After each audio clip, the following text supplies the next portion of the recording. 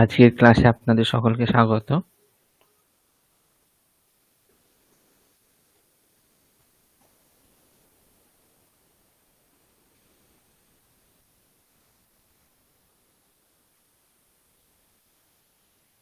আচ্ছা, দীপান্বিতা ম্যাডাম, আজকের যেটা বাড়ির কাজ ছিল সেটা আপনি পাঠাননি? হ্যাঁ স্যার, পাঠিয়ে দিচ্ছি, এখনই পাঠাচ্ছি। আচ্ছা, ততক্ষণ তাহলে চিত্রিতা ম্যাডামের কাজটা চেক করা যাক। আপনার কাজটা দেখলাম, ভুল আছে কিছু।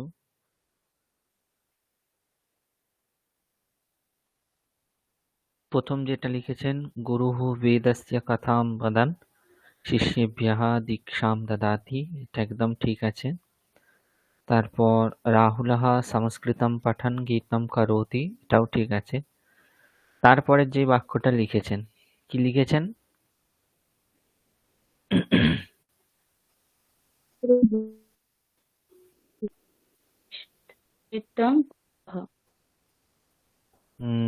কথাগুলো কেটে গিয়েছে, আর একবার বলুন প্রথম থেকে। মিত্রে দূরদর্শনম পশ্চাৎ নৃত্যম কুরুতঃ। এই বাক্যে একটা ভুল আছে। আমি বলেছিলাম যে সত্যি প্রত্যয়ান্ত শব্দ বিশেষণ হয়। কার বিশেষণ? বিশেষ্যের বিশেষণ। এখন বিশেষ্য যদি কর্তৃবাচ্য হয় তাহলে বিশেষ্য হচ্ছে কর্তা, আর কর্মবাচ্য হলে বিশেষ্য কর্ম ধরতে হবে, তার বিশেষণ হবে। ঠিক আছে? এই বাক্যটা যে আপনি লিখেছেন, এই বাক্যে কর্তৃবাচ্য আছে না কর্মবাচ্য আছে?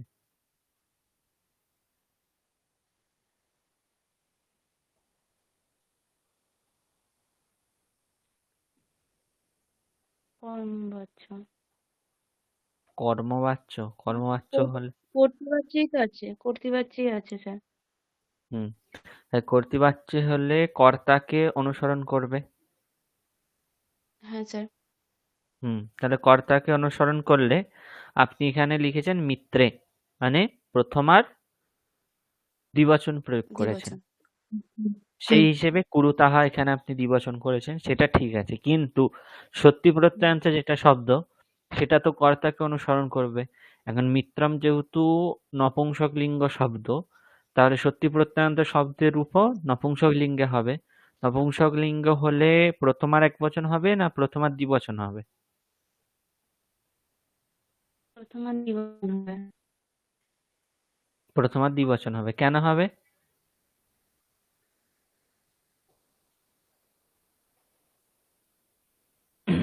হ্যালো, প্রথমার দ্বিবচন কেন হবে? ওই দুজন বন্ধু বলেছি। তাহলে ওটা কি হবে? রূপটা কি হবে? জগৎ শব্দের প্রথমার দ্বিবচনে জগৎ শব্দের প্রথমার দ্বিবচনের রূপটা হবে, তাহলে এখানে হবে আহ জগৎ জগৎ জগৎ জগৎ, জগতি, জগন্তি। তাহলে এখানে কি হবে? হ্যাঁ, কি হবে? এখানে জগৎ কি হবে? আপনার সব কথাগুলো কেটে যাচ্ছে চিত্রিতা ম্যাডাম, কিছু শোনা যাচ্ছে না ভালোভাবে। স্যার পশুপতি। পশ্যতি, পশুপতি স্যার। রস্বইকার হবে না দীর্ঘইকার? দীর্ঘইকার। তাহলে দীর্ঘ। উচ্চারণটাও সেরকম করতে হবে, পশ্যতি নৃত্যম পশ্যতি। হুম। কুরুতাহা। ঠিক আছে? আচ্ছা, তারপর যেটা আছে, যেটা লিখেছেন, মিষ্টি ভজন করতে করতে আরতি করছে। এখানে আপনি ঠিক লিখেছেন মিষ্টিহি কুরবান্তি আরতিম করতি, কিন্তু ভজনটার বানান কি লিখেছেন?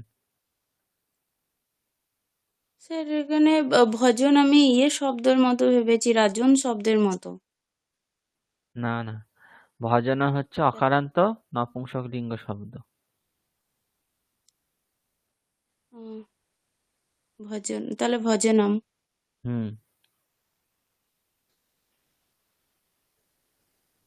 আচ্ছা, তারপর দর্শনা ছুরির দ্বারা আলু কাটতে কাটতে রান্না করছে। এখানে দর্শনা বানানে যে মূর্ধন্য করেছেন, কি করে হলো মূর্ধন্য? উম, রেপটা রয়ের মতো, তো ওই জন্য আমি রয়ের পর হ্যাঁ কি হ্যাঁ আছে? রয়ের পর স আছে, যেটা আছে। অট কিংবা হবে কু না, পু আ নুমের মধ্যে আসছে না। পড়ছে তাহলে না, কি হ্যাঁ। হবে? দন্তন্য হবে, মূর্ধন্য হবে না। হুম, হুম। হতো, তাহলে দর্শনম বানান কি হতো? ন্যায় দর্শনম, বৈশেষিক হ্যালো স্যার, দর্শনম, সেখানেও মূর্ধন্য। হ্যাঁ আচ্ছা, কি বলছেন? ছড়ি, যদি এখানে মূর্ধন্য আপনি যেই হিসেবে করেছেন সেরকম হলে তাহলে ন্যায় দর্শনম, বৈশেষিক দর্শনম ওইসব জায়গাতেও দন্ত্য ন হয়ে যেত, হ্যাঁ তাই হ্যাঁ। তো? হুম। আচ্ছা, তারপর ছরিকায়া লিখেছেন, হ্যাঁ আসলে মানে তো ছুরি, হ্যাঁ হ্যাঁ। ছুরিকায়া হবে। হুম তারপর একই ভুল, বিশেষ্য বহু বচন আছে, কিন্তু সত্যি প্রত্যয়ান্ত শব্দ আপনি এক বচনে করে দিয়েছেন। হুম। কি হবে এটা? এই এইটা হবে পক্ষী, এটা তো তাহলে ধাবন, তাহলে কুজন, হুম, পক্ষিণঃ, কথা শোনা যাচ্ছে না আপনার। হাম সিংহ হুম, কুজন্ত গৃহচ্ছ। पक्षिणः कूजन्तः गृहम् आगच्छन्ति, रविः स्नात्वा पुष्पं भुञ्जन् कथां वदति।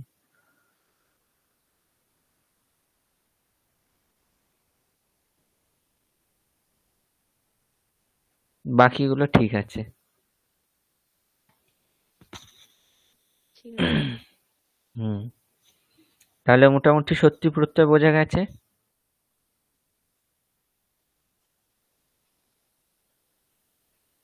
হ্যালো,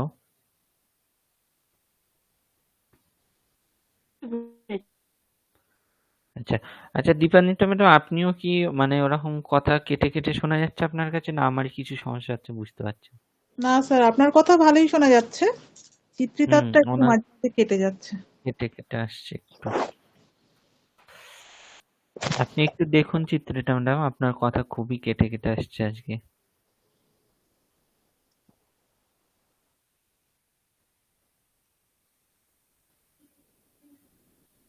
হুম, এখানে আপনি প্রথম যে বাক্যটা করেছেন, আমি কি বলেছিলাম, যখন স্ত্রীলিঙ্গ হবে তখন প্রথম পুরুষের বহুবচনে যেই রূপটা হয় সেটিকে নিয়ে শুধুমাত্র রস্ব ইকারটাকে দীর্ঘ ইকার করে দিতে হবে, তাই তো? আহ, দীপান্বিতা ম্যাডাম আপনারগুলো বলছে এখন। হ্যাঁ স্যার। স্যার এইটা ওই আমাদের আর একটা জায়গা তো পড়ানো হয়েছিল, এই হুম, ওখানে কি অতি আর অতি নেই এরকম একটা ব্যাপার ছিল না, আমি ওইটা ধরে শ্রেণোতি হয়তো সেইটা ভেবে আমি এটা করেছি, মানে তয় না, দীর্ঘ। শৃণ্বন্তীই হবে, শৃণ্বন্তী, আহা, এটা শৃণ্বন্তীও। তাহলে অন্তি হবে। আচ্ছা, হুম, শ্রীনবন্তী।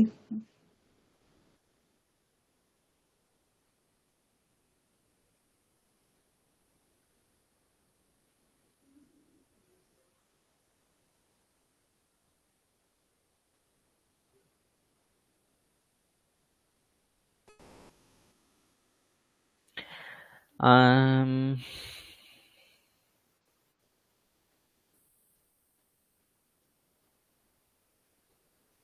পরের বাক্যটা কি বলতে চাইলেন আমি ঠিক বুঝতে পারলাম আমি না। বলতে চাইছি যে মন্দিরে দেবতার পুজো হচ্ছে, সীতা হুম, সেখানে যাচ্ছে। তো মন্দিরে তো সপ্তমী বিভক্তি হবে, ওই জন্যে ওই পুজ ধাতুর থেকে পূজয়ান্তি করে পূজয়াত করে হুম, সপ্তমী করেছি, মানে জগতের মতো করে করেছি। হুম, তাহলেও তো এখানে আপনার গম ধাতুর প্রয়োগ আছে, যেখানে যাচ্ছে তাহলে কি হবে, দ্বিতীয়া হবে। হ্যাঁ তাহলে দেবতাম পূজায়াত মন্দিরাম এরকম হয়ে যাচ্ছে। কিন্তু আপনি যদি পূজা যেখানে হচ্ছে সেই মন্দিরে এখানে মানে পুজ ধাতু থেকে যদি এটি করতে গিয়ে সত্যি প্রত্যয় করেন, তাহলে মন্দিরটা এখানে কি হয়ে যাচ্ছে? কর্তা হিসেবে বিভক্ত হয়ে যাচ্ছে। ঠিক আছে? তাই তো আপনি সেটাই করেছেন। দেখুন কর্তাতে সীতা যেমন সীতা যাচ্ছে তো, কর্তা তো সীতাই। হুম কিন্তু এই বাক্যে মন্দিরের বিশেষ্য হিসেবে পুজ ধাতুকে নিচ্ছেন। হুম। তাই তো? তাই হুম। পুজ ধাতুর বিশেষ্য হচ্ছে মন্দির। এখন হ্যাঁ। মন্দির আর পুজ ধাতু কি করে বিশেষ্য বিশেষণ হবে? বুঝতে পেরেছেন সমস্যাটা? আচ্ছা, বুঝতে এখানে পেরেছি। সত্যি প্রত্যয় হওয়ার মানে এটি ঠিকঠাক উদাহরণ। এখানে আপনি ইয়াত্র দেবতায়াহ পূজা ভবতি তত্র সীতা গচ্ছতি এরকম নর্মাল বাক্য হবে, এখানে সত্যি প্রত্যয় হবে না। আচ্ছা। ঠিক আছে, আপনি যদি এরকম করতেন যে আহ, দেবতাম পূজয়ন্তি সীতা মন্দিরম গচ্ছতি, অর্থাৎ দেবতার পূজা করতে করতে সীতা মন্দিরে যাচ্ছে, অথবা যদি এরকম বলতেন যে আহ, মন্দিরম গচ্ছন্তি সীতা দেবতাম নমতি, এরকম যদি মানে মন্দিরে যেতে যেতে সীতা দেবতাকে নমস্কার করছে, তাহলে হুম। ঠিক হতো। আচ্ছা, ঠিক আছে। হ্যাঁ, তারপরে বাক্যটা ঠিক আছে। বৃক্ষে উপবিষ্টান্তম, না এটাও হবে না, উপবিশান্তম হবে, তাহলে উপবিশতি উপবিশান্তম। উপবিষ্টান্তম বললে তো এখানে বিষ্ট মানে হচ্ছে ত প্রত্যয় চলে আসছে। উপবিশতি উপবিশান্তি, তাহলে সত্যি প্রত্যয়ান্ত রূপ হচ্ছে উপবিশত, উপবিষ্টত আচ্ছা। নয়। আচ্ছা। ঠিক আছে, তাহলে বৃক্ষে উপবিশান্তম পক্ষিণাম রামঃ পশ্যতি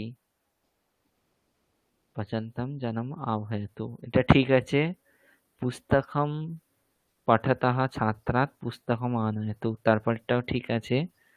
বিদ্যাম লভমানেভ্যঃ ছাত্রেভ্যঃ আশীর্বাদম করোতু, ঠিক আছে।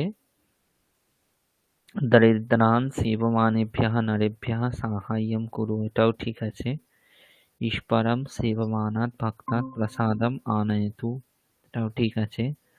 পঠ্যমানান গ্রন্থান পাঠাগারাৎ আনয়ামি, बालकः भक्ष्यमानानि मिष्टान्नानि अन्येभ्यः अपि देहि। বালকৈহি লিখেছেন এটা হ্যাঁ। পাঁচেরটা, হ্যাঁ। তাহলে তো দেহি এখানে লট লকারের কর্তরি করলে হবে না, কর্মণি করতে হবে তো।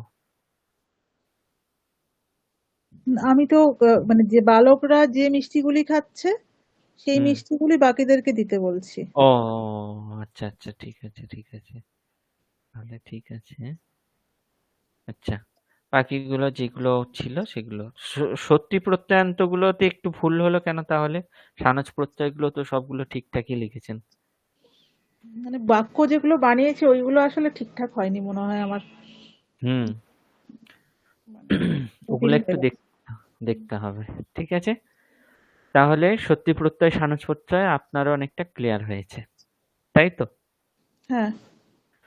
আচ্ছা, এরপর তাহলে আজকে যেহেতু শেষ ক্লাস, বিশেষ কিছু আর বলার নেই, আপনাদের তো যা পড়াবার আমি পড়িয়েছি, কিন্তু একবার শুধুমাত্র আমরা কি কি পড়েছি এখনো পর্যন্ত সেটা আজকে মনে করতে হবে, কারণ পরের দিন পরীক্ষায় সেগুলো থেকে প্রশ্ন থাকবে। তাহলে একদম প্রথম থেকে যদি আমরা দেখি আমার ক্লাসে কি কি পড়া হয়েছে।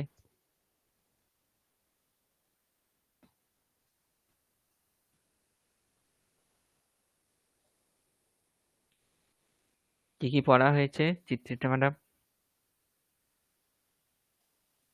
হ্যাঁ স্যার, প্রথম দিন ক্লাসে ওই যে ভাষা, বাক্য, পদ, শব্দ, বর্ণ এই বিষয়ে আলোচনা করেছিলেন।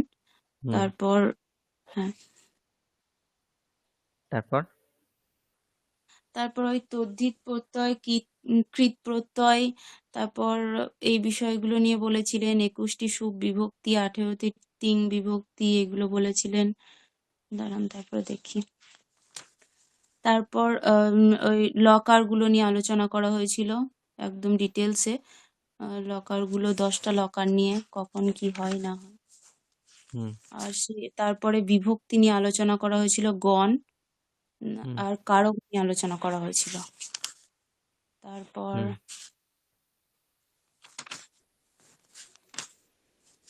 দাঁড়ান, তারপর কর্তরী আর কর্মণী, বাচ্য পরিবর্তন, এগুলো প্র্যাকটিস করেছিলাম। হুম আর তবতু প্রত্যয়, হুম তোয়া প্রত্যয়, আর ত্বা প্রত্যয়। হ্যাঁ তোয়া প্রত্যয়, আর ওই নত্ব বিধান আর সত্য বিধান, ওটা হলো। হুম আর তারপরে তো সত্রী আর সানচ, আর কিছু বাদ গেল কিনা দেখি। তুমুন, তুমুন প্রত্যয় হয়েছে, হুম সর্বনাম শব্দ হয়েছে। হুম ল্যাপ প্রত্যয়টা যদিও ধরে ধরে পড়ানো হয়নি, কিন্তু ল্যাপ প্রত্যয় যেহেতু ত্বা প্রত্যয় পড়ানো হয়ে গেলেই ল্যাপ প্রত্যয় পড়ানো হয়ে যায়। শুধুমাত্র একটাই জিনিস ওখানে বিশেষ মনে রাখার থাকে, সেটা হচ্ছে উপসর্গ যুক্ত হলে ধাতুর পর ত্বা প্রত্যয় আর হয় না, ল্যাপ প্রত্যয় হয়। ঠিক আছে, এইটুকুই শুধুমাত্র ওখানে বিশেষ আছে, আর কিছু সেরকম বিশেষ নেই।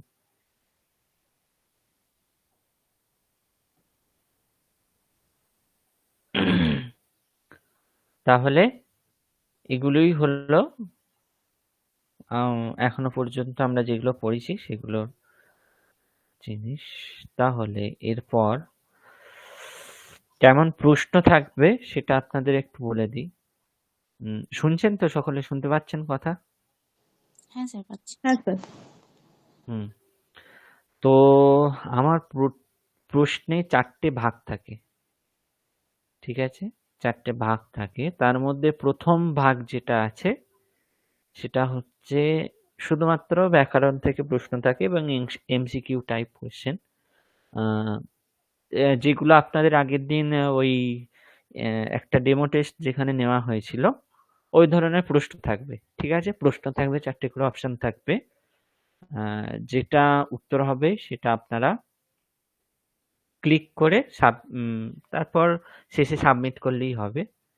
কিন্তু অবশ্যই খেয়াল রাখবেন যেগুলোর পাশে অ্যাস্টেরিক অর্থাৎ ওই স্টারটা থাকবে সেগুলো অবশ্যই কোশ্চেনেই উত্তর করতে হবে। আর আমি সেই সব জায়গাতেই অ্যাস্টেরিক দেবো যেখানে আপনারা ওই শুধুমাত্র ক্লিক করে উত্তরগুলো দিতে পারবেন। যেখানে দেখবো যে কোথাও লেখালেখির ব্যাপার আছে, কারণ সকলে তো টাইপ করতে পারেন না। তো সেই জায়গাগুলো আমি আপনারা খাতায় লিখেও যেমন আগের দিন পাঠিয়েছিলেন সেইভাবে পাঠাতে পারেন, কিন্তু তার জন্য একটাই রিকোয়েস্ট, শুধুমাত্র যখন লিখবেন কোশ্চেনের দাগ নাম্বার না ভালো করে দেবেন, এবং যখন ছবি তুলে পাঠাবেন আলাদা আলাদা করে ছবি তুলে না পাঠিয়ে পুরোটা একটা পিডিএফ করে পাঠাবেন। ঠিক আছে, এটাই রিকোয়েস্ট। আচ্ছা, তাহলে প্রথম ভাগে হচ্ছে এমসিকিউ টাইপ কোশ্চেন, ব্যাকরণ থেকে থাকবে। সেখানে সমস্ত কিছু থাকতে পারে, যে হয়তো একটা পদ দিয়ে দেওয়া হলো, তার নিচে হয়তো আন্ডারলাইন করে দেওয়া হলো, দিয়ে বলা হলো যে এই পদে কোন প্রত্যয় আছে। ঠিক আছে, যেমন ধরুন পঠিত্বা, পদটার নিচে আন্ডারলাইন করে বলা হলো এখানে কোন প্রত্যয় আছে। কোন প্রত্যয় আছে? ত্বা প্রত্যয়। ত্বা প্রত্যয়। গ্রামম গচ্ছন বৃক্ষম পশ্যতি, এখানে ধরুন গচ্ছন এই পদটির নিচে আন্ডারলাইন করে লেখা হলো যে এখানে কি প্রত্যয় আছে। ঠিক আছে, কি প্রত্যয় আছে এখানে? সত্রী প্রত্যয়। সত্যি প্রত্যয়। এই ধরনের প্রশ্ন থাকবে। কিন্তু হয়তো বলা হলো যে সুপ্রত্যয় কত প্রকার, সুপ্রত্যয় কত প্রকার?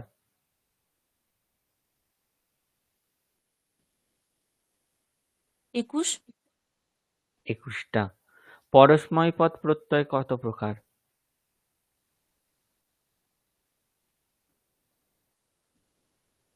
মানে তিন, তিন বিভক্তি বলছেন?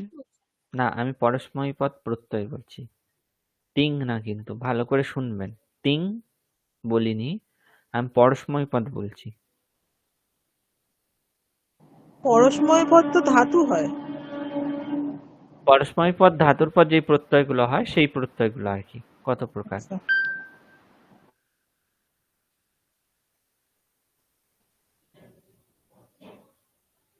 মানে 90টি? মানে 90। 9টা করে তো এক একটা থাকে, তো 9 হ্যাঁ, 10টা বুঝতে পারছি না হুম, কোশ্চেনটা ঠিক। আপনাদের যখন তিন প্রত্যয় পড়ানো হয়েছিল সেখানে দুটো ভাগ দেখানো হয়েছিল। 9টা হচ্ছে পরস্মৈ পদ প্রত্যয়, অর্থাৎ যেগুলো পরস্মৈ পদ ধাতু থেকে হয়, আর 9টা বলা হয়েছিল আত্মনেপদ প্রত্যয়, যেটা কোথা থেকে হয়? আত্মনেপদ ধাতু থেকে হয়, তাই তো? তাহলে পরস্মৈ পদ প্রত্যয় কটা? 9টা। 9টা। ঠিক আছে। কিংবা ধরুন বলা হলো যে আহ, অতীতকাল অর্থে কোন কোন লকার হয়?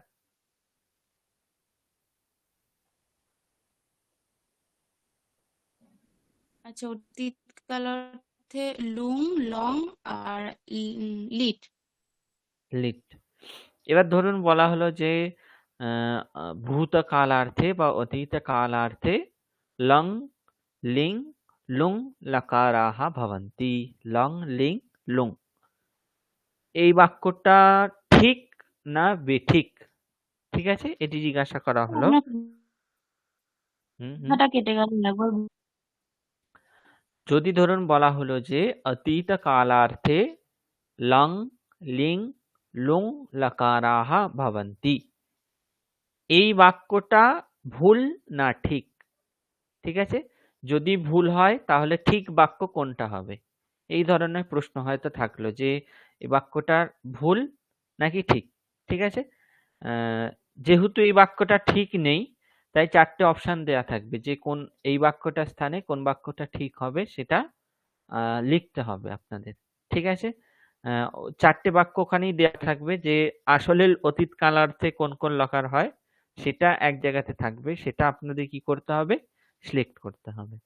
ঠিক আছে, এই ধরনের প্রশ্ন থাকে। কিংবা হয়তো ধরুন একটা পদের মধ্যে একটা ভুল বিভক্তি দেওয়া রইলো, যেই কারকে যেই বিভক্তি হওয়ার কথা সেই কারকে সেই বিভক্তির প্রয়োগ না করে কি করা হলো, একটা অন্য বিভক্তির প্রয়োগ করা হলো এবং দিয়ে বলা হলো যে এই পদে কোন বিভক্তি হবে কিংবা এই পদটির শুদ্ধ রূপ কি হবে।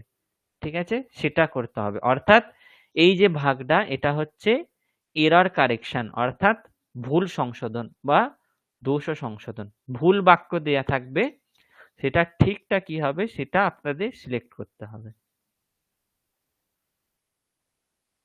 স্যার এইটা কি ফার্স্ট পার্ট মানে সেকেন্ড পার্ট? এটা সেকেন্ড পার্ট, দ্বিতীয় প্রকার এটা। প্রথমে হচ্ছে ব্যাকরণ থেকে সব প্রশ্ন থাকবে, আর সেকেন্ড পার্টে হচ্ছে আপনার এরর কারেকশন, অর্থাৎ ভুল বাক্য দেয়া থাকবে, সেটা ঠিক কি হবে সেটাও অপশনে দেয়া থাকবে, আপনাদের ঠিকটা লিখতে হবে। ঠিক আছে,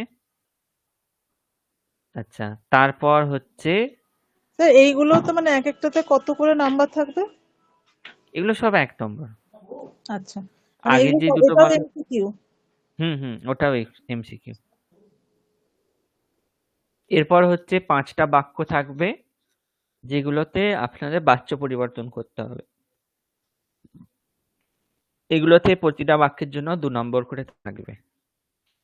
ঠিক আছে, যেমন ধরুন বলা হলো যে বৃক্ষাৎ পত্রম পততি, বৃক্ষাৎ পত্রম পততি, এটার ভাব বাচ্চে করতে হবে। ঠিক আছে, কিংবা লেখকঃ কাব্যম লিখতি, এটার কর্মবাচ্য করতে হবে। এইরকম মানে ব্র্যাকেটে লেখা থাকবে কোন বাচ্য থেকে কোন বাচ্চে করতে হবে। বাচ্য পরিবর্তন তৃতীয় ভাগ। তারপর চতুর্থ ভাগে হচ্ছে অনুবাদ করতে হবে।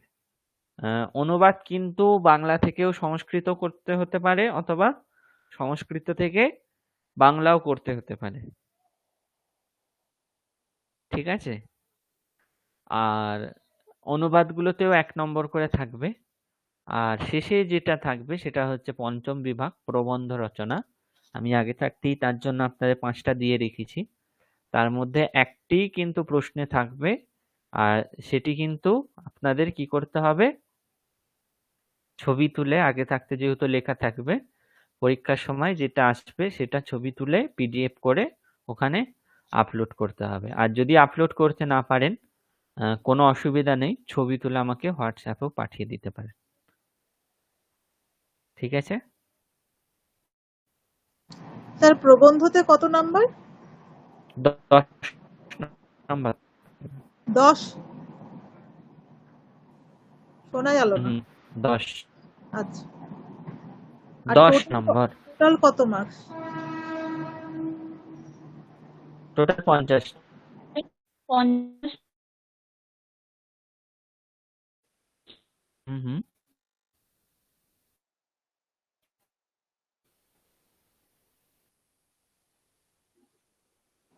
তাহলে 5টা ভাগের মানে 5টাতেই 10 করে নাম্বার থাকবে। 5টাতে 10 করে থাকছে না। আপনার প্রথম ভাগটায় 15 থাকছে, দ্বিতীয় ভাগ আর তৃতীয় ভাগে 10 করে থাকছে, চতুর্থ ভাগে মানে অনুবাদ ভাগ আবার 5 থাকছে, আর পঞ্চম ভাগে 10 থাকছে। ঠিক আছে? চতুর্থ ভাগ অর্থাৎ অনুবাদ ভাগে 5 কম থাকছে, আর প্রথম ভাগ অর্থাৎ ব্যাকরণের ভাগ থেকে 5 বেশি থাকছে। মানে 15টা কোশ্চেন করতে হবে আর কি প্রথমটাতে, 1 নাম্বার করে। হুম হুম হুম হুম হুম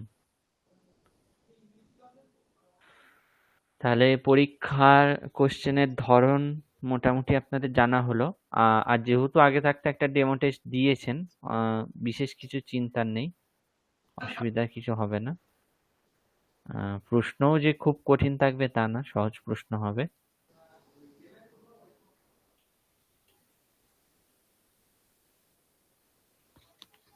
ঠিক আছে? এরপর যদি আপনাদের কিছু জিজ্ঞাসা থাকে তাহলে বলতে পারেন।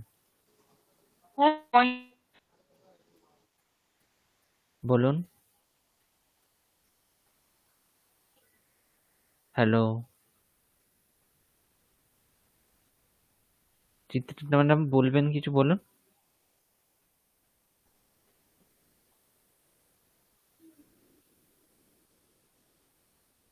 হ্যালো।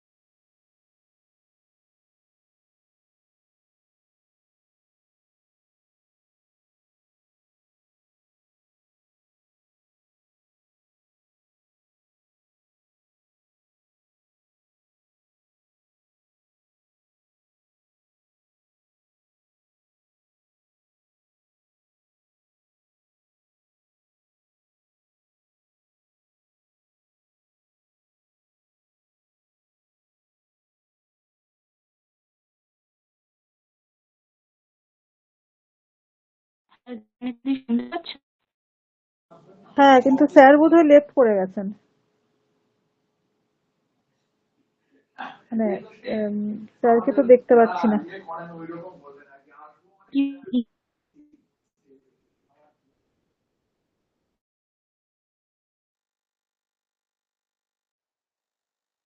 হচ্ছে তোমার কোনো কথাই বুঝতে পারছি না, পুরো কেটে কেটে আসছে।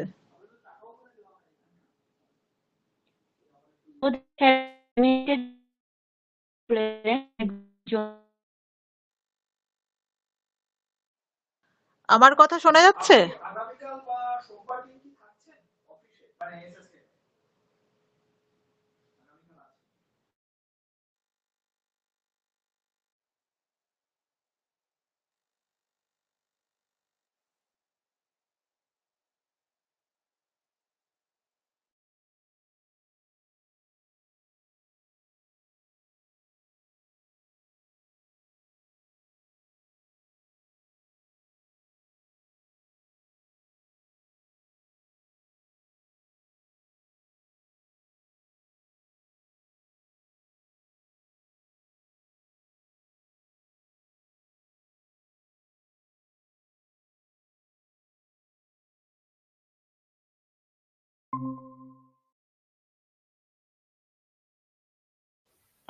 হ্যালো, শোনা যাচ্ছে এখন?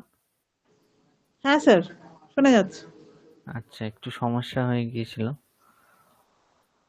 তার জন্য লেফট হয়েছিলাম। হ্যাঁ, এবার বলুন কি বলছিলেন আপনারা? স্যার ওই যে সেন্টেন্স গুলো ছিল আমাদের প্র্যাকটিসের জন্য, ওইগুলো আরো কয়েকটা হুম। করে পাঠিয়েছি, ওগুলো একটু যদি সময় করে দেখে দিতেন পরে। হ্যাঁ, হ্যাঁ, আমি দেখে দেবো, অবশ্যই দেখবো। দেখলাম আপনি পাঠিয়েছেন, আমি দেখিছি।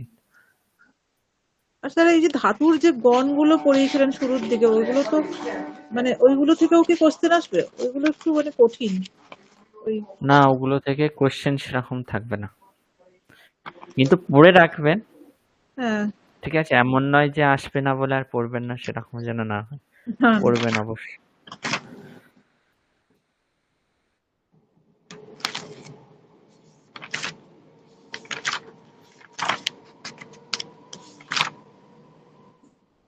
আর বাচ্চ পরিবর্তনগুলো আমরা ওই হাতে লিখেই পাঠাবো, মানে ওখানে আপলোড করব, বা হ্যাঁ, না পারলে আপনাকে পাঠাবো। হ্যাঁ, ঠিক আছে।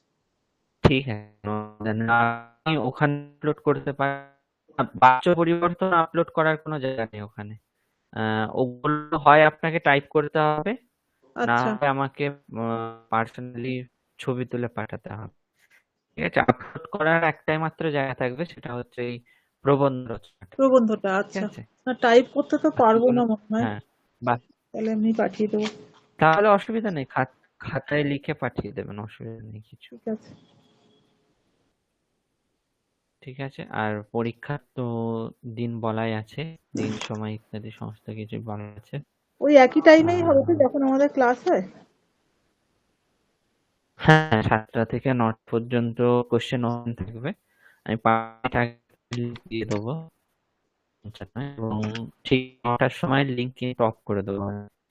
আচ্ছা। আর আগে পরীক্ষা অবশ্যই যা করার করবেন, এবং ওই 2 ঘন্টায় যে করবেন, স্যার এখন কারণ আপনার এমসি কথাগুলো কেটে কেটে আসছে। শুধুমাত্র, হ্যাঁ, আপনার কথাও শোনা যাচ্ছে না এখন আর কিছু। একটু ওয়েট করুন, আজকে নেটওয়ার্কে একটু সমস্যা আছে।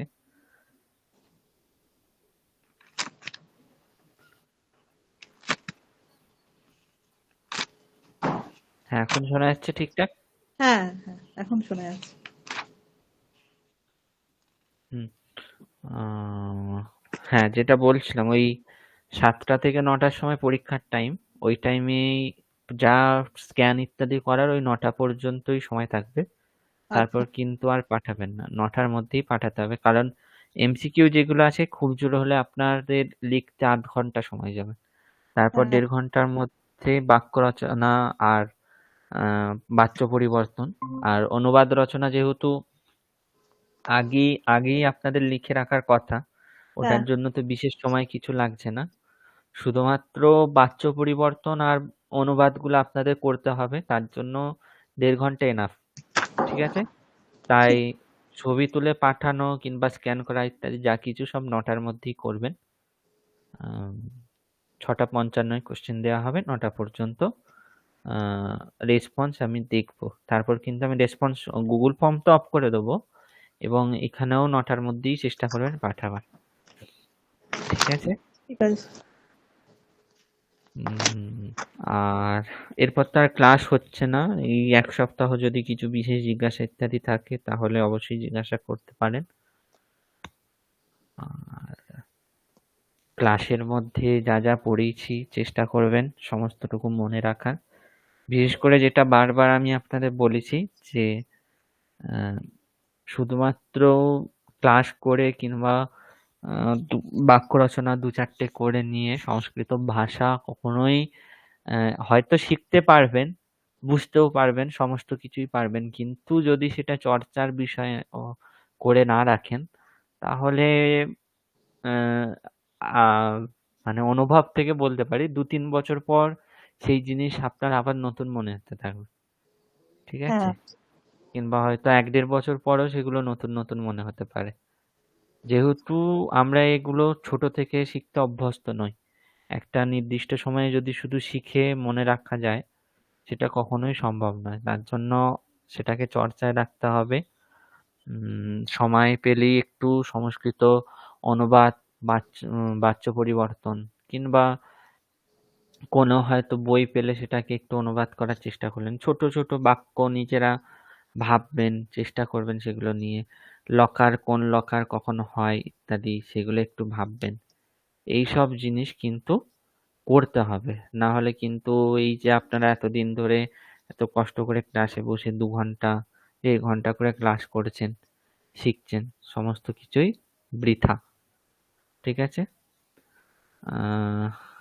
তো এই হলো ব্যাপার। স্যার এরপরে ওই চ্যান্টিং এর কোর্সটাতে ভর্তি হয়েছি, এছাড়া আর কোনো অ্যাডভান্স লেভেল কোর্স কি অন্য কোনো জায়গা থেকেও হয়, মানে বেলুড় মঠ থেকে বা হয়, আমাদের ইউনিভার্সিটি থেকেই হয়। ওগুলো সেখানেও কি মানে অনলাইনে সুযোগ আছে নাকি অফলাইন ক্লাস হয়? হ্যাঁ, অনলাইন সুযোগ আছে। অনলাইন সুযোগ আছে এবং আপনারা চাইলে অ্যাপ্লাইও করতে পারেন। কিন্তু এই জানুয়ারি থেকে যেটা হলো সেখানে আর হবে না। কারণ যেই সিটগুলো ছিল সমস্তটাই পূর্ণ হয়ে গিয়েছে। ও, আহ, মানে আমরা জুলাই খবর পাবো কি করে? আমরা তো মানে অ্যাকচুয়ালি জানতে পারি না। আপনারা জুন জুলাইয়ের আগে একবার আমার সঙ্গে যোগাযোগ করতে পারেন। তখন উম, যদি তখন নোটিশ স্যার বেরোয়। ওটা কি লেভেল 3? হ্যাঁ, আমাদের ইউনিভার্সিটিতেও মানে ওখানে লেভেল 3, লেভেল 1 এরকম নেই। প্রিলিমিনারি, ইন্টারমিডিয়েট আর অ্যাডভান্স আছে। তো আচ্ছা, মানে তিন আমরা কি তিন ওখানে আবার প্রিলিমিনারিতে ভর্তি হতে হবে নাকি আমরা, মানে যেহেতু সেটা এখানে একবার যখন নোটিশ বেরোবে আমি আপনাদের নাম্বার ইত্যাদি দিয়ে দেবো সব। একবার আচ্ছা, যোগাযোগ করে নেবেন। ঠিক আছে? ওটা অফিস থেকেই বলতে পারবো। ওটা আমরা ঠিকঠাক বলতে পারবো না। কিন্তু মানে ওখানেও আমরাই পড়াই এবং ভালোভাবে ধরে ধরে পড়ানো হয় সমস্তটা। সংস্কৃত ভারতীর যে প্যাটার্ন আছে সেই প্যাটার্ন অনুযায়ী হয় ওখানে। আচ্ছা। ওখানে কতজন, মানে কতজনের ক্লাস হয়? এখানে তো 30 জনের ছিল প্রথমে বলা হয়েছিল। হ্যাঁ, ওখানেও ওই 30 জনই থাকে। এবারে 30 জনের বেশিই হয়ে গিয়েছে শুনলাম। ও, ওই জন্য এই ব্যাচে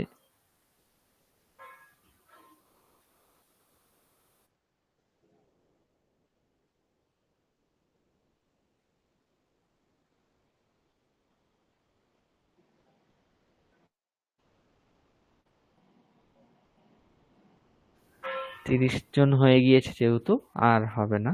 ঠিক আছে? তো আপনারা এটা দেখুন, রেজাল্টটা নিন, তারপর জুন জুলাই আর একবার যোগাযোগ করে দেখতে পারেন।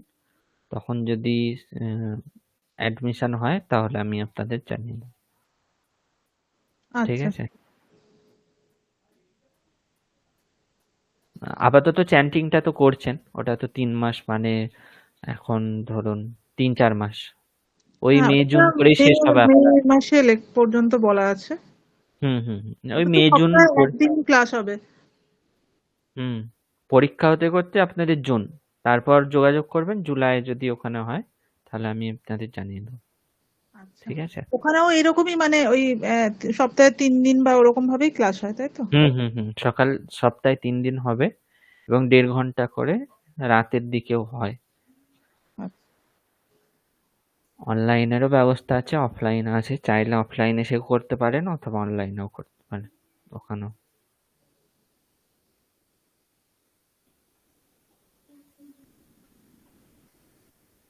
ঠিক আছে? এরপর যদি আপনাদের কিছু জিজ্ঞাসা কিছু থাকে বা কিছু বলার থাকে, কিছু কিছু মনে রাখার বিষয় যেগুলো আরেকবার একটু মনে করিয়ে দিচ্ছি, সেগুলো হচ্ছে গম ধাতুর প্রয়োগ থাকলে কিন্তু সবসময় যেখানে যাওয়া হবে সেখান থেকে দ্বিতীয়া বিভক্তি হবে। দা ধাতুর প্রয়োগে সবসময় যাকে দেওয়া হবে সেখান থেকে চতুর্থী বিভক্তি হবে। বিনা এই অব্যয়টার যোগে, বিনা মানে ছাড়া, এই অব্যয়টার যোগে দ্বিতীয়া, তৃতীয়া, পঞ্চমী 3টে বিভক্তি হয়। ঠিক আছে? এগুলো পয়েন্ট করে রাখতে পারেন একটা, সারা জীবন এগুলো কাজে লাগে। বিনা এই অব্যয়টার যোগে পঞ্চমী, দ্বিতীয়া, তৃতীয়া 3টে বিভক্তি হয় কিন্তু। ঠিক আছে? শুধু একটা বিভক্তি নয়, 3টে বিভক্তি আপনারা ব্যবহার করতে পারেন। আচ্ছা, তারপর হচ্ছে কারো সঙ্গে যাওয়া। এই যখন এইরকম অর্থ, যেমন বাবার সঙ্গে, মায়ের সঙ্গে, ঠিক আছে, তখন যার সঙ্গে সেখান থেকে তৃতীয়া বিভক্তি এবং সহ, যেমন হচ্ছে পিত্রা সহ, মাত্রা সহ, ভ্রাত্রা সহ ইত্যাদি।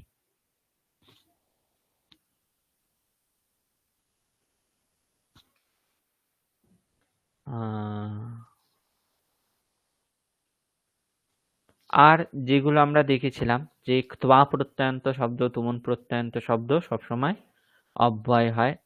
ক্তবতু, ক্ত এগুলোর ক্ষেত্রে কিন্তু বিশেষণ হয়। ক্তবতু প্রত্যয়ান্ত শব্দ হলে পুংলিঙ্গে ভগবৎ শব্দের মতো, স্ত্রীলিঙ্গে নদী শব্দের মতো, আর নপুংসক লিঙ্গে জগৎ শব্দের মতো। আর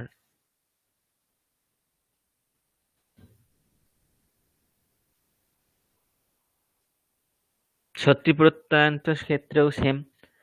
পুংলিঙ্গে হলে ধাবত শব্দের মতো, স্ত্রীলিঙ্গে হলে নদী শব্দের মতো, এবং নপুংসক লিঙ্গ হলে জগৎ শব্দের মতো। আর তাছাড়া ত প্রত্যয়ান্ত শব্দ যেহেতু আকারান্ত, পুংলিঙ্গ হলে নর শব্দের মতো, স্ত্রীলিঙ্গ হলে লতা শব্দের মতো, আর নপুংসক লিঙ্গ হলে ফল শব্দের মতো। সত্যি সানুজ প্রত্যয়ের ক্ষেত্রেও সেম, একই। ঠিক আছে। এছাড়া আমরা যেই সমস্ত প্রত্যয়গুলো পড়েছি, অর্থাৎ লিয়প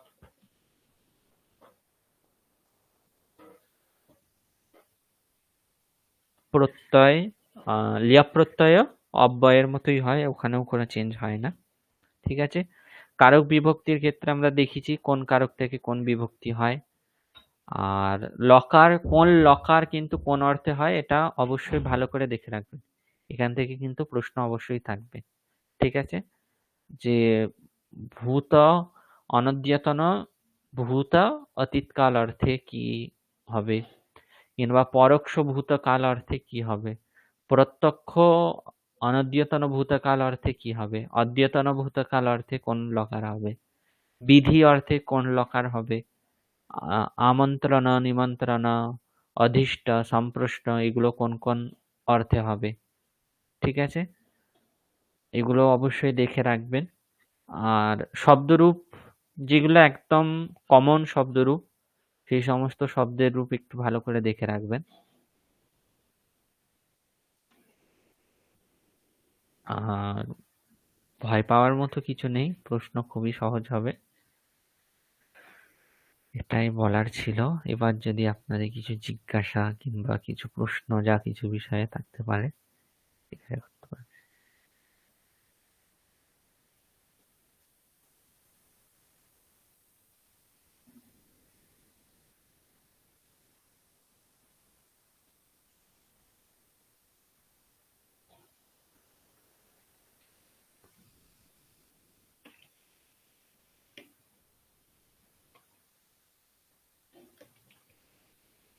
হ্যালো। হ্যাঁ স্যার, শোনা যাচ্ছে। যদি কিছু জিজ্ঞাসা থাকে তাহলে করতে পারেন। আর জিজ্ঞাসা কিছু নেই?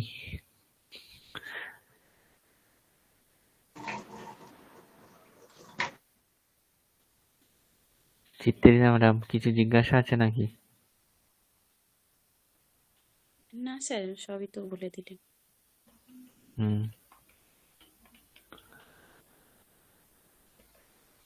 আপনারা কোনোদিন স্বামীজির বাড়ি এসেছেন নাকি? হ্যাঁ, গেছি।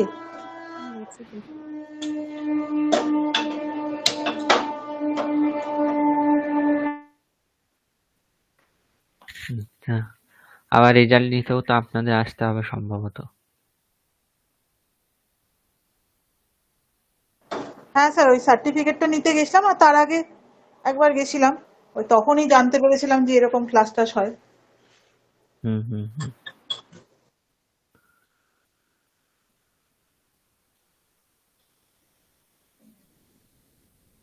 চ্যান্টিং এর কোর্স ছাড়া ওখানে যেহেতু অ্যাডভান্সের আর বিশেষ কিছু ব্যবস্থা নেই, আপনারা আমাদের ইউনিভার্সিটি থেকে করতে পারেন, খুব ভালো পড়ানো হয়। আমরাই সব পড়াই, আমরা আছি। আমাদের ইউনিভার্সিটির সংস্কৃত ডিপার্টমেন্টের রিসার্চ স্কলাররাই ক্লাস নেয় সব। স্যার ওখানে আপনাকে বলেছিলাম তো মনে হয় আপনি ভুলে গেছিলেন, নয়তো অনেক আগে আমরা অ্যাডমিশন নিয়ে নিতাম, মানে অ্যাডভান্স লেভেলের যেটাতে আর কি বলছেন। খেয়াল ছিল না আপনার, আর একবার মনে করাতে হতো। হ্যাঁ, এর আগেও একদিন কথা হয়েছিল এটা নিয়ে। আমিও বলেছিলাম সম্ভবত যে আমাদের ওখানে হয়। আমার এখন মনে পড়ছে, আর স্যার এই খেয়াল ছিল না। অ্যাডভার্টাইজমেন্ট গুলো আমাদের গ্রুপগুলো তো বোধহয় থেকে যাবে, তো হুম হুম এইগুলোতে হুম যখন আসবে যখন যদি দিয়ে দেন তাহলে যারা যারা ইন্টারেস্টেড তারা। অবশ্যই অবশ্যই হ্যাঁ হ্যাঁ, আমি দেবো দিয়ে দেবো আমি আপনাদের অবশ্যই।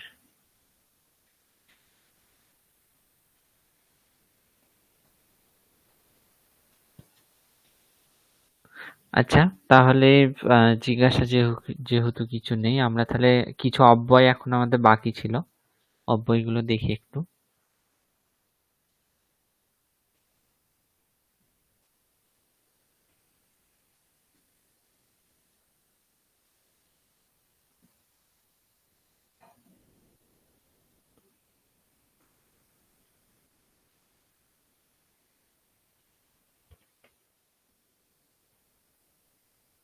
লেভেল 1 থেকে লেভেল 2 তে কিছু নতুন শেখা হলো তো, নাকি সব ওই একই জিনিস আবার রিপিট হয়ে গেল? না না, অনেক কিছুই নতুন শেখা হয়েছে, আর অনেক ডিটেলেও শেখা হয়েছে।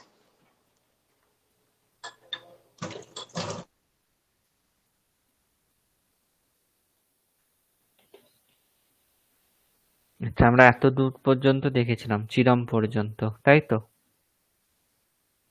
মনে পড়ছে কারো?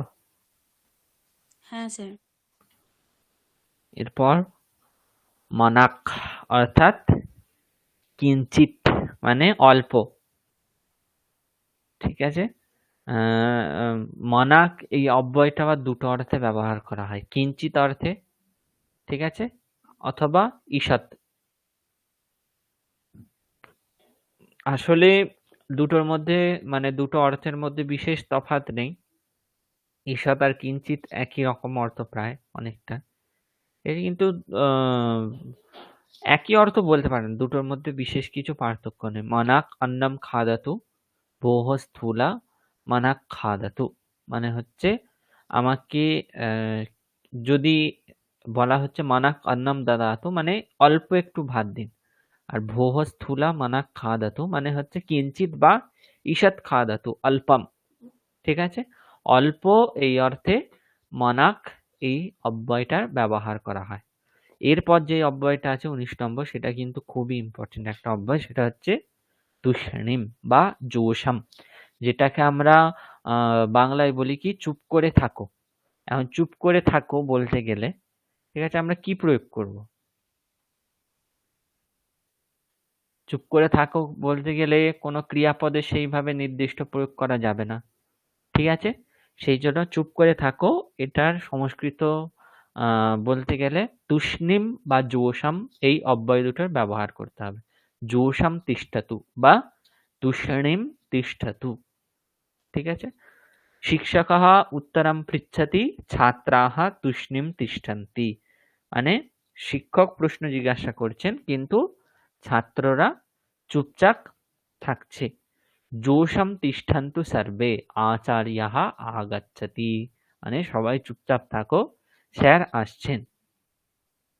আবার জোশম এই অব্যয়টা সুখপূর্বক এই অর্থেও ব্যবহার করা হয়, যেমন জিতেন্দ্রিয়াহ জোশম তিষ্ঠতি, যে নিজের ইন্দ্রিয়কে জয় করে ফেলেছে সে সুখ সহিত বা সুখে থাকে, তার কোনো দুঃখ নেই, যেহেতু সে সব ইন্দ্রিয়কে জয় করেছে, ঠিক আছে?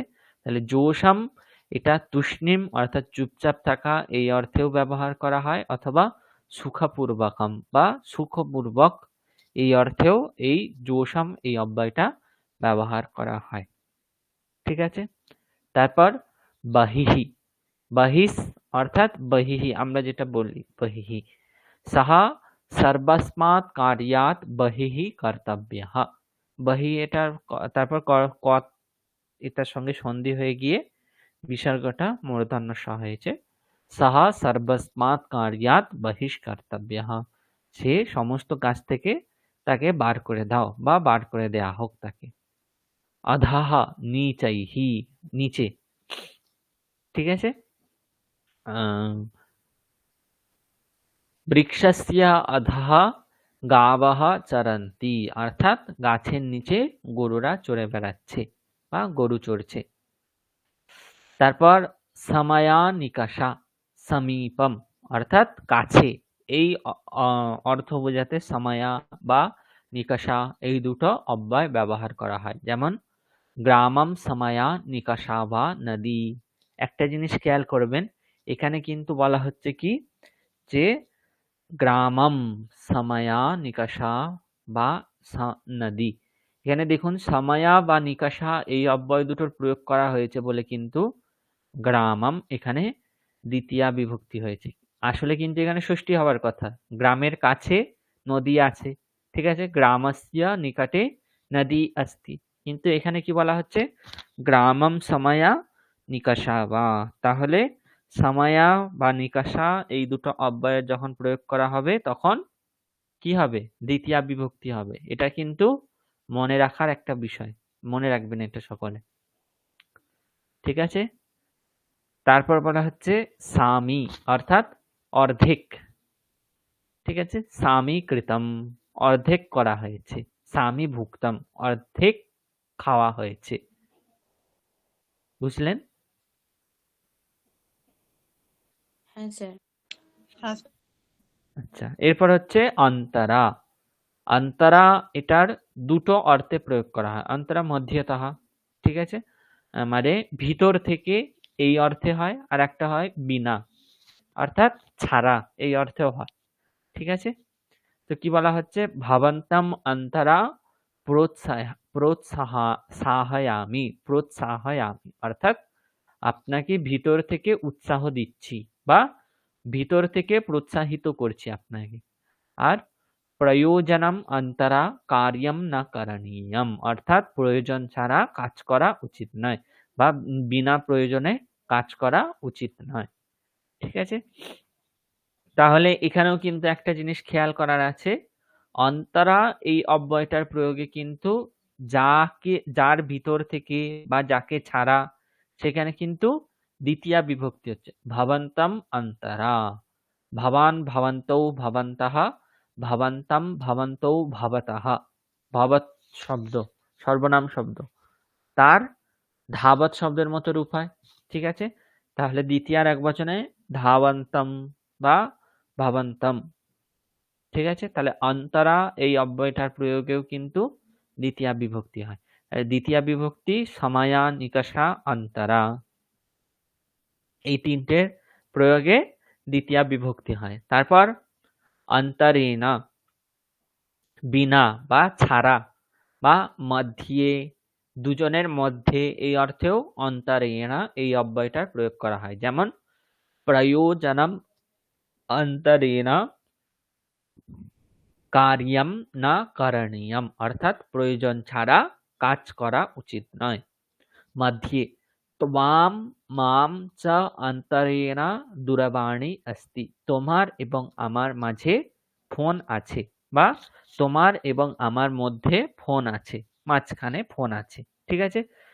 তাহলে এখানেও কিন্তু অন্তরেণ এই অব্যয়টার প্রয়োগেও কিন্তু দ্বিতীয়া বিভক্তি হচ্ছে। তার জন্য ত্বাম মাম চ অন্তরেণ দূরবাণী अस्ति এরকম বলা হচ্ছে, ঠিক আছে। তারপর শম, সুখম শান্তিঃ কল্যাণম, শম করোতি ইয়ঃ সঃ শঙ্করঃ। শম মানে কি, তাহলে সুখম শান্তিঃ কল্যাণম, যিনি সুখ শান্তি কল্যাণ করেন তিনিই হলেন শঙ্কর।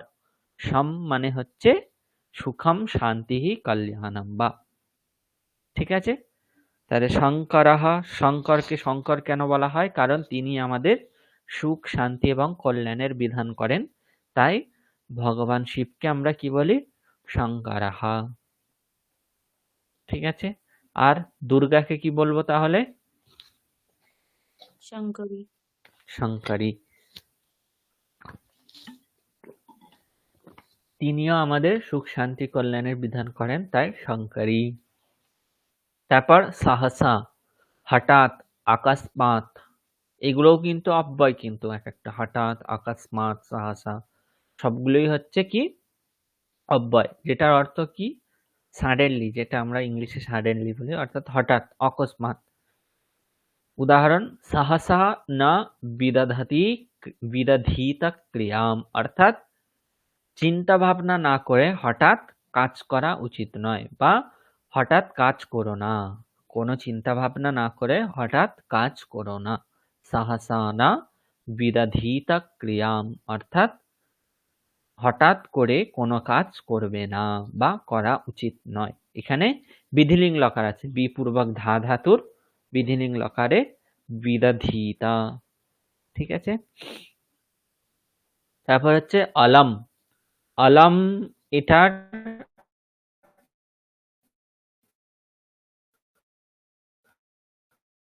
তিন আমরা সকলেই জানি, অলংকার। ওখানে অলম মানে হচ্ছে ভূষণম।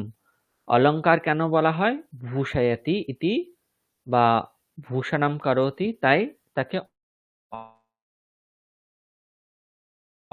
অলংকার বলা হচ্ছে। অলংকারহা, তাহলে অলম এটা ভূষণ অর্থে ব্যবহার করা হয়, তাই অলংকার বলা হয়। ঠিক আছে, কারণ যে সাজায় তাকে অলংকার বলে, যে ভূষণ করে বা সজ্জিত করে তাকে অলংকার বলা হয়। আর একটা অলম শব্দের অর্থ হচ্ছে নিষেধ। নিষেধ যখন করা হবে তখন কিন্তু অলম এই অব্যয়টার প্রয়োগ করা হলে যেটাকে বারণ করা হচ্ছে সেখানে তৃতীয়া বিভক্তি হবে। যেমন কি অলম হাসিতে না, অর্থাৎ কেউ হাসবে না, অলম হাসিতে না, অথবা অলম রোদনে না, কেউ কাঁদবে না, অলম ভোজনে না, কেউ খাবে না।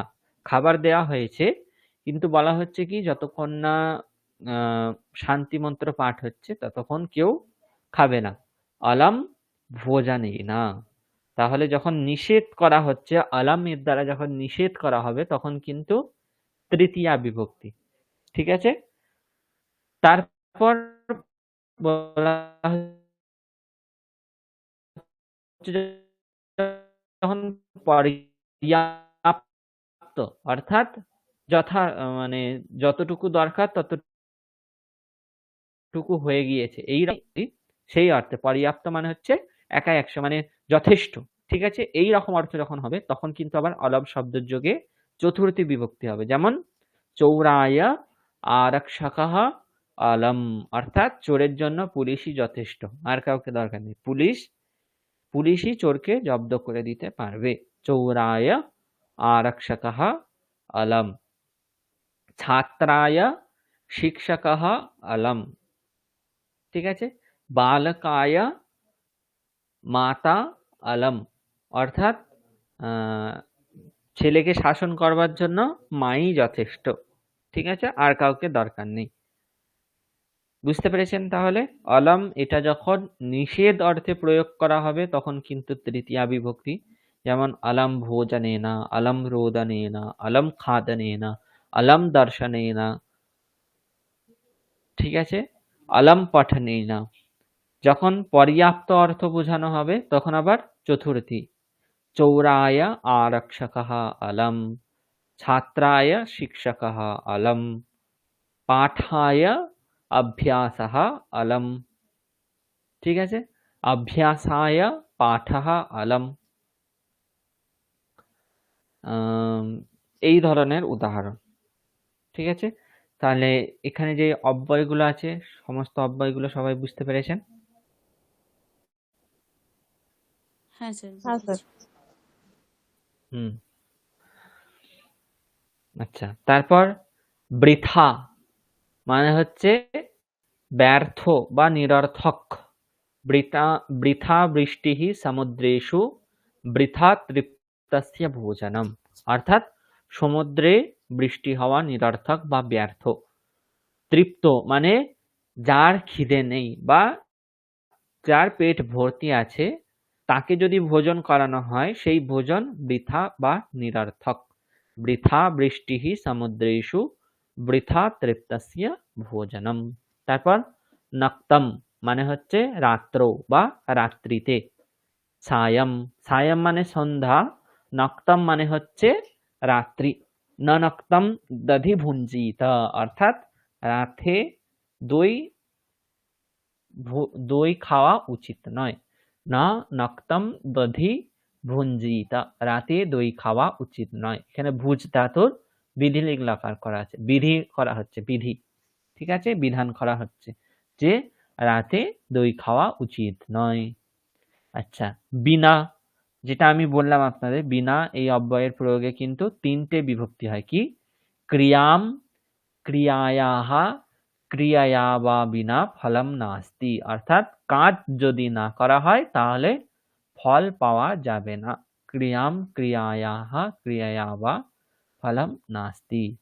তারপর ফলম ফলাৎ ফলেন বা বিনা পরিশ্রমঃ অসার্থকঃ, অর্থাৎ পরিশ্রম করছেন কিন্তু ফল যদি না পান তাহলে সেই পরিশ্রম অসার্থক বা ব্যর্থ, ঠিক আছে। ফলম ফলাৎ ফলেন বা বিনা পরিশ্রমঃ অসার্থকঃ বা অনর্থকঃ। তাহলে বিনা এই অব্যয়ের প্রয়োগে কিন্তু কটা বিভক্তি হয়? তিনটে বিভক্তি হয়। তারপর স্বস্তি মানে হচ্ছে মঙ্গল, কল্যাণ বা সুখ। স্বস্তি অস্তুতে স্বস্তি ভবতে, অর্থাৎ তোমার মঙ্গল হোক, স্বস্তি অস্তুতে, ঠিক আছে, বা স্বস্তি ভবতে, তোমার মঙ্গল হোক বা আপনার মঙ্গল হোক। মৃষা বা মিথ্যা, অসত্য, ঠিক আছে, মৃষা মিথ্যা বা ন বক্তব্যম। মৃষা বা মিথ্যা এটার অর্থ হচ্ছে অসত্য, অর্থাৎ কখনো মিথ্যা বলা উচিত নয়। মৃষা মিথ্যা বা ন বক্তব্যম। পুরা, প্রাচীন সময়ে, পুরা কবীনাম গণনা প্রসঙ্গে কালিদাসঃ কনিষ্ঠিকাধিষ্ঠিতঃ, অর্থাৎ পুরাকালে, প্রাচীন সময়ে যখন কবিদের গণনা করা হতো তখন কালিদাসের নাম কনিষ্ঠিকাতে অধিষ্ঠিত হতো, অর্থাৎ সবার প্রথম তার নাম দিয়ে শুরু করা হতো। কনিষ্ঠিকা মানে হচ্ছে কোন আঙুলটা? করে আঙুল। করে আঙুল। করে আঙুলিতে সবার প্রথমে কালিদাসের নাম নেওয়া হতো, তাই কনিষ্ঠিকাধিষ্ঠিতঃ কালিদাসঃ বলা হয়, ঠিক আছে। তারপর মিথাহ, বাকি মিথাস, আঙুলগুলো কি বলে? বলুন। বলছি বাকি আঙুলগুলোর নাম কি? তর্জনী, অর্থাৎ আমরা যেটা দেখি কাউকে কিছু এক দেখাবার জন্য আমরা যেটা ব্যবহার করি সেটা হচ্ছে তর্জনী, ঠিক আছে। মাঝখানে যেটা আছে সেটা হচ্ছে মধ্যমা, তারপরে যেটা সেটা হচ্ছে অনামিকা, তারপর যেটা সেটা হচ্ছে কনিষ্ঠিকা, আর যেটা বুড়ো আঙুল বলি সেটা হচ্ছে বৃদ্ধাঙ্গুলি। এগুলো বৃদ্ধাঙ্গুলি, সব সংস্কৃত, মানে এগুলো তো জানতাম, আমি জানতাম এগুলো বাংলা মানে শব্দ। না না, সংস্কৃত। বৃদ্ধাঙ্গুলি তর্জনী, মধ্যমা, অনামিকা, কনিষ্ঠিকা বা কনিষ্ঠা,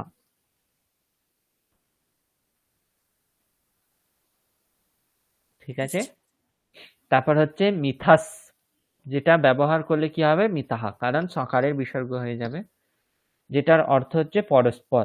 রামঃ শ্যামঃ চ মিথাহ বার্তালাপম কুরুতঃ, অর্থাৎ রাম এবং শ্যাম পরস্পর বার্তালাপ করছে, ঠিক আছে। আমরা বাংলায় যে পরস্পর বলি তার জন্য হচ্ছে মিথাহা। তারপর প্রায়স মানে প্রায়ঃ, অর্থাৎ বহুধা বা বহুবারম, অর্থাৎ নানা রকম ভাবে বা অনেকবার, দুটো অর্থেই কিন্তু প্রায়ঃ।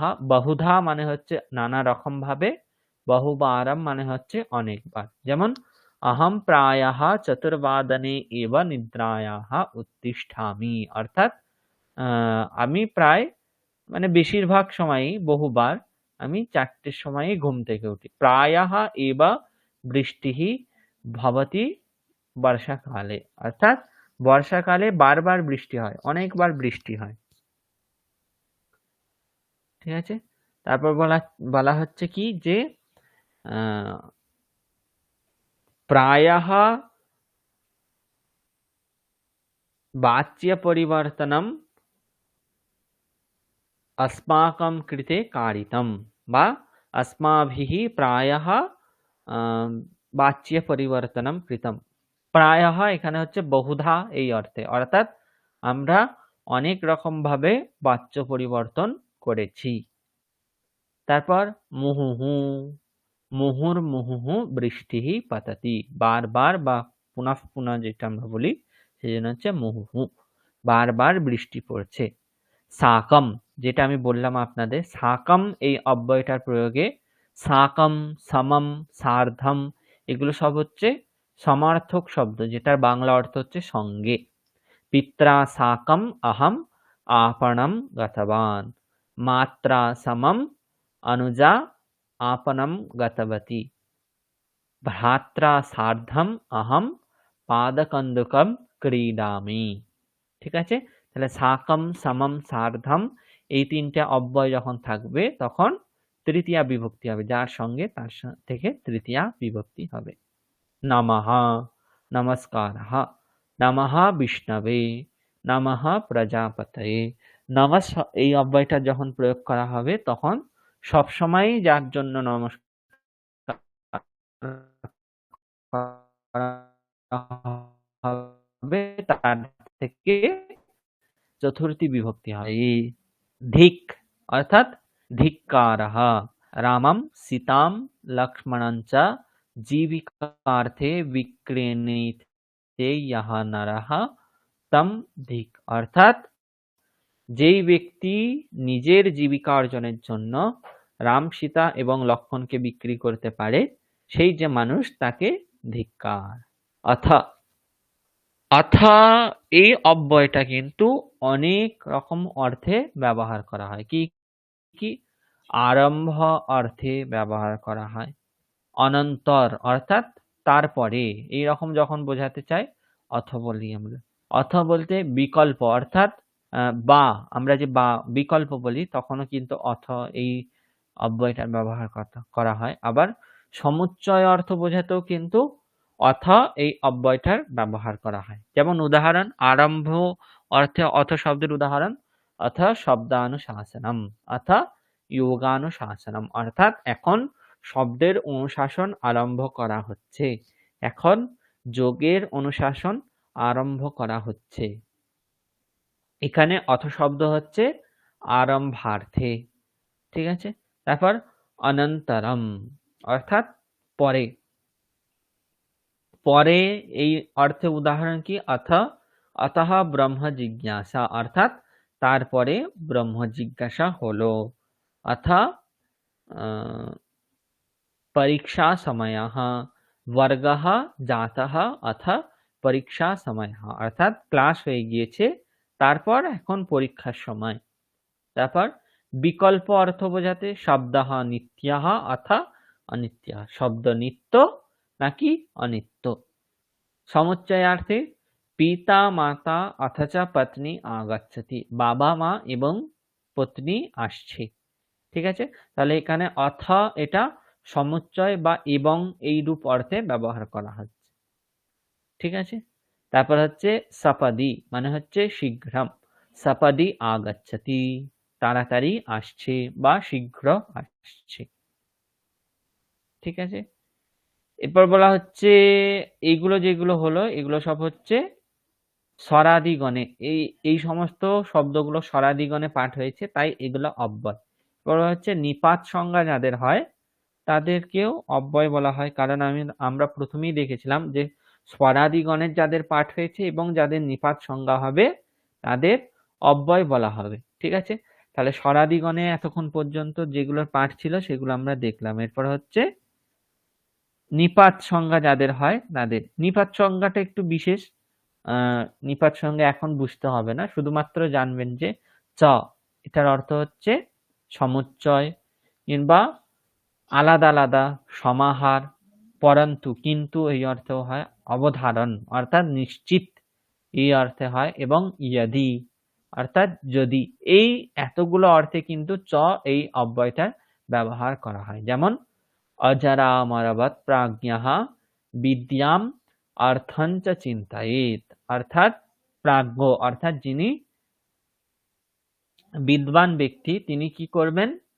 বিদ্যাম অজরা অমরবৎ অর্থম চ বিদ্যাম হচ্ছে অজরাবৎ আর অর্থম হচ্ছে অমরাবৎ। অর্থাৎ যিনি প্রাজ্ঞ ব্যক্তি তিনি কি দেখবেন যে অর্থ কখনো শেষ হয় না এবং বিদ্যা কখনো জরাগ্রস্ত হয় না বা ব্যাধিগ্রস্ত হয় না বা পুরানো হয় না বা জীর্ণ হয় না।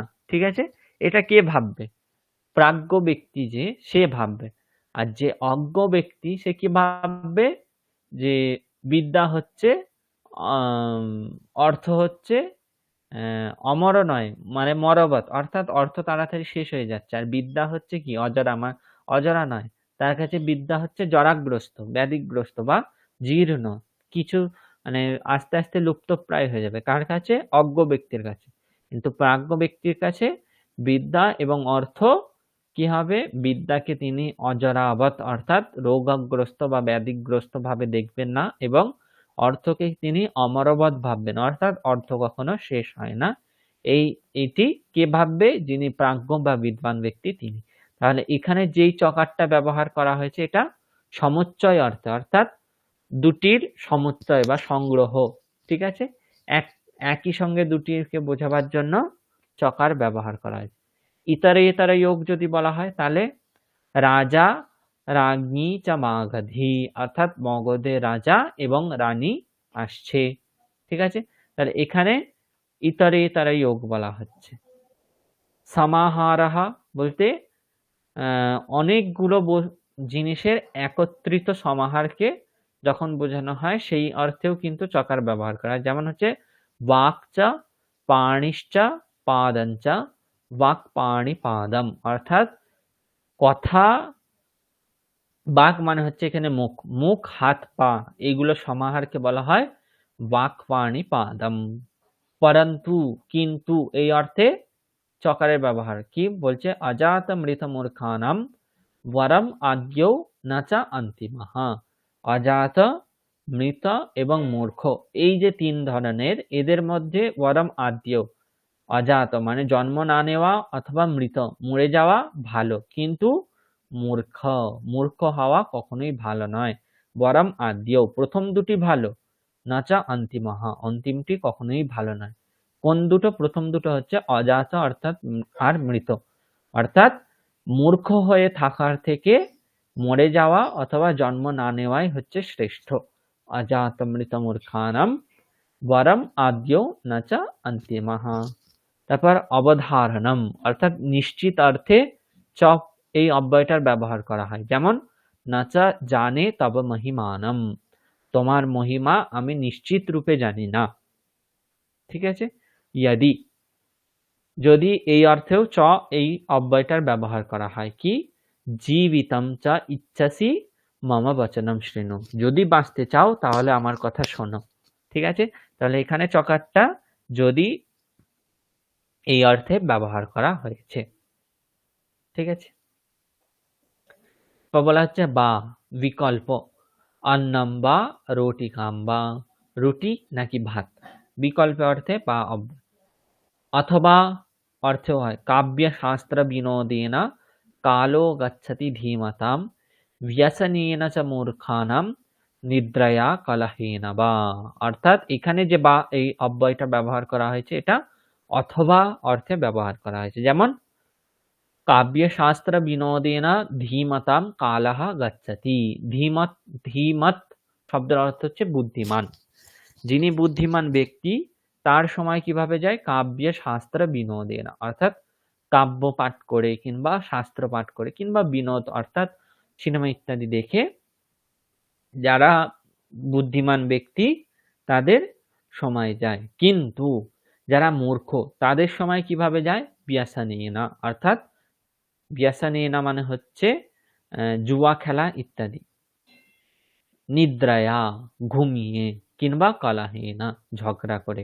এখানে তাহলে অথবা অর্থে বা এটা বলা হয়েছে যে যারা মূর্খ তাদের সময় হয় জুয়া ইত্যাদি খেলে যায়, অথবা ঘুমিয়ে সময় নষ্ট হয়, অথবা ঝগড়া করে তাদের সময় নষ্ট হয়। কিন্তু যারা বুদ্ধিমান ব্যক্তি তাদের সময় কিভাবে যাবে? কাব্য পাঠ করে, শাস্ত্র পাঠ করে কিংবা বিনোদনের মাধ্যমে তাদের সময় যাবে। ঠিক আছে? এবার আহা, এই অব্যয়টা কোন অর্থে হয়?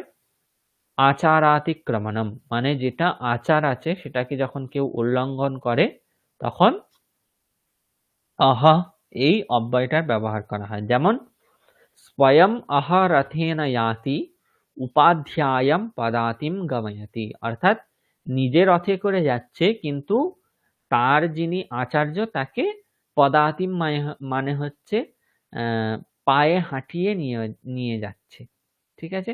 তাহলে এখানে আচার আসলে কি আচার বিধান করা হয়েছে? যে নিজে হেঁটে যাবে, আচার্যকে রথে করে নিয়ে যাবে, কিন্তু এখানে আচারের অতিক্রমণ করা হচ্ছে। ঠিক আছে? তাই এখানে আহা এই অব্যয়টা আচারাতিক্রমণার্থে ব্যবহার করা হয়েছে। এই অব্যয়টা নিশ্চিত বা অবধারণার্থে ব্যবহার করা হয়। যেমন হচ্ছে সত্যমেব জয়তে না অনৃতম, সত্যেরই জয় হয়, মিথ্যার জয় হয় না। এবং এটার অর্থ হচ্ছে এবং প্রকারেনা, অর্থাৎ এইভাবে, তস্মাৎ এবং না কর্তব্যম, অর্থাৎ তাই এই রকম করা উচিত নয় বা এইভাবে কোনো কাজ করা উচিত নয়। যেহেতু সত্যেরই জয় হয়, মিথ্যার জয় হয় না, তাই মিথ্যা বলা উচিত নয়, তাই মিথ্যার দ্বারা কোনো কিছু করা উচিত নয়। তাই এই মিথ্যার দ্বারা এবং প্রকারে না, মানে মিথ্যার দ্বারা কোনো কিছু করা উচিত নয়। নূনম এই অব্যয়টা নিশ্চিত অর্থে করা হয়, ব্যবহার করা হয়। যেমন নূনম ত্বয়া শ্রী রামকৃষ্ণ জ্ঞায়তে, তুমি অবশ্যই শ্রী রামকৃষ্ণকে জানো। ঠিক আছে? তাই এখানে নূনম এই অব্যয়টা নিশ্চিতার্থে। তারপর নিত্যম, নিত্য অর্থে শাশ্বত এই অব্যয়টার ব্যবহার করা হয়। যেমন ভিক্ষুকাহা শাশ্বত ভিক্ষাম করোতি, যে ভিক্ষুক সে নিত্য ভিক্ষা করে। সাকম সঙ্গে, একই সঙ্গে এই অর্থেও শাশ্বত এই অব্যয়টার ব্যবহার করা হয়। যেমন শাশ্বত ভুঞ্জাতে, দুজন মিলে একসঙ্গে খাচ্ছে। তাহলে এই যে একসঙ্গে এই অর্থটাকে বোঝাবার জন্য এখানে শাশ্বত এই অব্যয়টার ব্যবহার করা হলো। युगपत् एकसाकम, युगपत् দ্বে আমরে বৃক্ষাৎ পতিতে, একসঙ্গে দুটি আম গাছ থেকে পড়লো। এই অব্যয়টা আমরা আগেও দেখেছি একবার। ঠিক আছে? তারপর হচ্ছে চেত, অর্থাৎ यदि বা যদি এই অর্থে হয়। কিরকম? ত্বম এবং করোষি চেত আহম ইতঃ গচ্ছামি, যদি তুমি এই রকম করো তাহলে কিন্তু আমি এখান থেকে চলে যাব। ত্বম এবং করোষি চেত আহম ইতঃ গচ্ছামি। তারপর ইয়ত্র তত্র কুত্র সর্বত্র পরত্র অপরত্র একত্র, এগুলো তো সব আছেই। ঠিক আছে? ইয়ত্র রামঃ অজায়ত, যেখানে রাম জন্মগ্রহণ করেছিলেন। তারপর কচ্চিৎ ইষ্ট বাক্য প্রশ্ন সময়, যখন আপনি আপনার কিছু ইষ্ট বাক্যকে আপনি প্রশ্নের মাধ্যমে জিজ্ঞাসা করতে চাইছেন, তখন কচ্চিৎ এই অব্যয়টার ব্যবহার করা হয়। যেমন কচ্চিৎ ত্বম ধনকোষাৎ 1,00,000 নীতবান, মানে তুমি কি ব্যাংক থেকে 1,00,000 টাকা নিয়েছো? তাহলে এই যে ইষ্ট বাক্যের প্রশ্ন, অর্থাৎ নিয়েছে কিনা সেটা আপনি জানতে চাইছেন, সেটাকে আপনি প্রশ্নের আকারে জিজ্ঞাসা করছেন। তাই এই রকম অর্থ যখন বোঝানো হবে তখন কচ্চিৎ এই অব্যয়টার ব্যবহার করা হবে। ঠিক আছে? তাহলে মোটামুটি যেগুলো প্রসিদ্ধ কিছু অব্যয় আছে সেগুলো আপনাদের অর্থ এবং উদাহরণ দেখানো হলো। বিশেষ বিশেষ কিছু কিছু অব্যয়ের ক্ষেত্রে বিভক্তিরও নিয়ম আছে, সেগুলোও বলা হলো। এগুলো একটু মাথায় রাখবেন। এছাড়া যদি কিছু প্রশ্ন থাকে অব্যয় নিয়ে তাহলে করতে পারেন।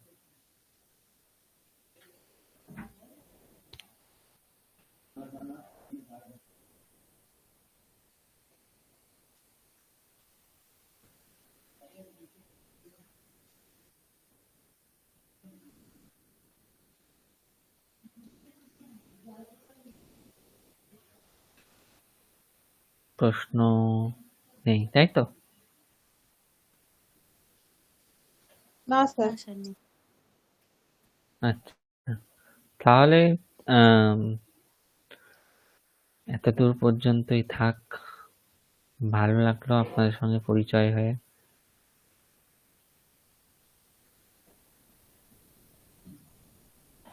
সকলে পরীক্ষা ভালো করে দেবেন।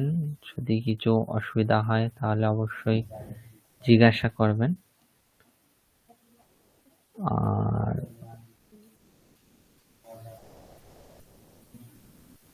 এরপরও ক্লাসের পরও যদি কোনো হেল্প লাগে অবশ্যই জিজ্ঞাসা করবেন।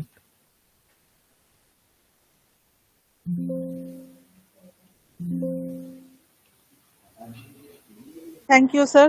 স্যার ওই পরে যদি কোনো কোর্স হয়, মানে অন্যান্য কোর্সও ইভেন একটু যদি গ্রুপে মানে আপনারা দিতে থাকেন, তাহলে আমরাও পরবর্তীকালে যদি আমাদের মানে সময়ের সঙ্গে মানে আমরা পারি, তাহলে আমরাও সেগুলোতে জয়েন করতে পারবো। হুম হুম হুম অবশ্যই অবশ্যই। চেষ্টা করবেন একটু টাচে থাকার পড়াশোনা, ঠিক আছে? আর চিত্রিতা ম্যাডাম আপনিও চেষ্টা করবেন একটু অভ্যাস রাখার, ঠিক আছে? তাছাড়াও আপনারা যদি কিছু কাজ করেন, কখনো মনে হয় যে কিছু সাহায্য লাগবে, অবশ্যই বলবেন, ঠিক আছে? আপনাদের সঙ্গে ক্লাস করে খুবই ভালো লাগলো।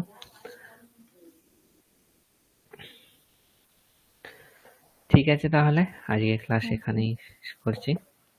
আমাদেরও স্যার খুব ভালো লেগেছে, অনেক কিছু নতুন শিখেছি। অনেক শিখতে পেরেছি। আপনাদের শেখাতে পারলেই আমাদের সার্থকতা শেখানো।